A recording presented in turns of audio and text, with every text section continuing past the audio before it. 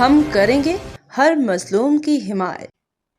السلام علیکم، میں ہوں حورین فاطمہ اور آپ دیکھ رہے ہیں حمایتی نیوز HD چینل۔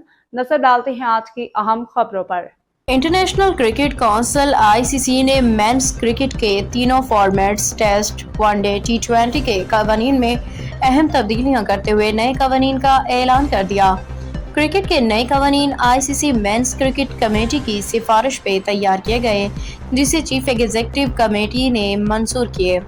ICC کے مطابق نئے قوانین کا مقصد کھیل میں بیٹ اور بال کے درمیان توازن قائم کرنا ہے۔ ICC قوانین میں کون سی تبدیلیاں کی گئی ہیں؟ ون ڈے میں سب سے اہم تبدیلی 2 گیندوں کے استعمال کے اصول میں ترمیم۔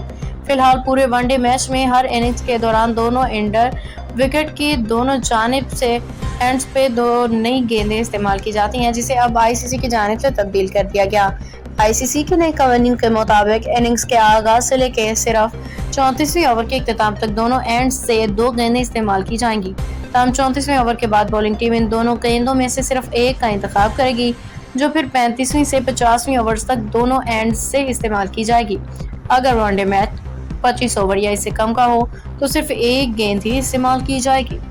باخبر رہیے ہر جگہ ہر وقت، جانیے ملکی و غیر ملکی حالات و واقعات یقین کے ساتھ۔